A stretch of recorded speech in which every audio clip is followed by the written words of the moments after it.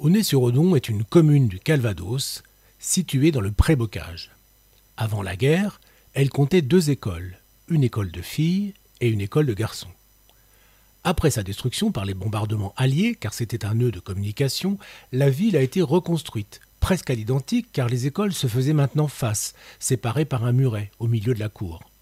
L'école des filles s'appelait Georges Sand et celle des garçons Jules Verne. Plus tard, d'autres bâtiments furent construits. L'ancien CEG devint la cantine, et avec la mixité, Georges Sand devint l'école des petits, CP et CE1, et Jules Verne celle des grands, CE2 et CM. Enfin, dernière transformation, les bâtiments arrière sont détruits pour laisser la place à une nouvelle cantine. L'ancien CEG est réhabilité et contient 3 classes et la garderie. On l'appelle désormais l'annexe. Comment s'appelle cette école ? Depuis le départ à la retraite de Pierre Lefebvre, le directeur de l'école des Grands en 1996, les 2 écoles ont fusionné pour ne faire qu'une seule. Elle s'appelle donc École Georges Sand Jules Verne. Jusqu'au 13 septembre 2021. Ce jour-là, il y a réunion de conseil dans la grande salle de la mairie. Dénomination de l'école élémentaire d'Aunay-sur-Odon. Donc l'école élémentaire n'a pas vraiment de nom. Il y a 2 noms sur les 2 bâtiments existants qui justement datent de la reconstruction et sont nommés. C'était, je crois, les noms des écoles Georges Sand pour les filles et puis Jules Verne pour les garçons. Madame Salmon semble donc penser que 2 noms, c'est comme pas de nom du tout. Pourtant, sur la page Facebook de la mairie en février, on peut lire l'élémentaire Georges Sand Jules Verne. Elle avait donc bien un nom à cette époque. De plus, si on avait nommé l'école avec le nom de ses bâtiments, on l'aurait appelée Georges Sand Jules Verne ancien CEG. Alors, comment la maire veut-elle appeler l'école ? Moi, je vous propose ce soir de nommer l'école élémentaire Pierre Lefebvre. Ce fut quand même le directeur pendant 26 ans de cette école. Et aussi, pour aussi rappeler son engagement à la mairie, Monsieur Lefebvre a quand même été 38 ans maire, mais également président du syndicat scolaire pendant de nombreuses années. La maire insiste sur le nombre d'années passées à l'école et à la mairie. N'a-t-elle aucune qualité humaine à faire valoir ? Si c'est une question de durée, une enseignante a passé plus de 40 ans dans l'école. Pourquoi ne pas avoir choisi son nom ? Mais il y a plus grave. Écoutons la suite. Les enseignants ont été interrogés au conseil d'école de fin d'année scolaire dernière. Ils étaient plutôt favorables à cette proposition. Madame la maire sent bien que son argumentation est faible.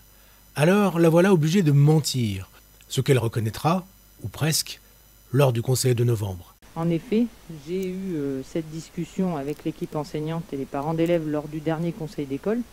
Donc j'ai en effet fait l'erreur de dire que le conseil municipal lors du conseil municipal du 13 septembre que j'avais eu l'accord de l'équipe enseignante. Je n'avais pas évoqué ce sujet lors du conseil d'école de juin 2021, car M. Lefebvre ne m'avait pas encore donné son accord. Donc soit Madame la maire a une piètre mémoire, soit elle fait passer un mensonge pour une erreur. Mais quand bien même, me direz-vous, n'est-il pas légitime de donner le nom d'un directeur à une école ? Non, nous dit une circulaire de 1988. Au terme de la loi numéro 86-972 du 19 août 1986 portant dispositions diverses relatives aux collectivités locales, les dénominations ou le changement de dénomination est de la compétence de la collectivité de rattachement. Les conseils municipaux décident de la dénomination des écoles maternelles et élémentaires. La circulaire du 28 janvier 1988 précise néanmoins qu'il est traditionnellement admis que les témoignages officiels de reconnaissance doivent être réservés aux personnalités qui se sont illustrées par des services exceptionnels rendus à la nation ou à l'humanité, ou par leur contribution éminente au développement des sciences, des arts ou des lettres. Il est d'usage, par ailleurs, que les choix arrêtés en matière d'hommage public ne concernent en principe que des personnalités décédées depuis au moins 5 ans. Donc, la municipalité n'est pas hors la loi, c'est juste qu'elle n'en respecte pas l'esprit. Car ce qu'a oublié de dire Madame la maire, c'est que Pierre Lefebvre a apporté une contribution éminente à sa campagne électorale.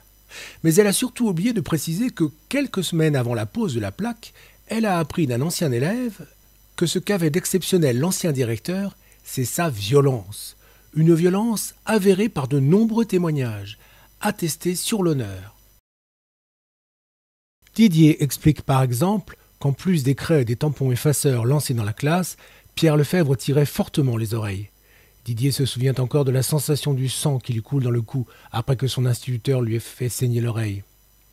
Thierry parle de sa peur d'aller à l'école, de la fièvre qui montait le dimanche soir, des maux de ventre qui ont failli lui occasionner une opération de l'appendicite.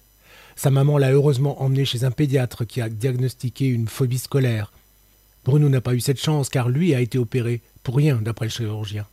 Outre cette cicatrice, il garde le souvenir d'une gifle retentissante qui lui a laissé la marque de la chevalière de Pierre Lefebvre pendant plusieurs jours. Jackie évoque les dictées d'horreur avec le maître qui surveille par-dessus l'épaule, au point que l'on ne sait plus quoi écrire et qu'on n'a qu'une envie, devenir transparent.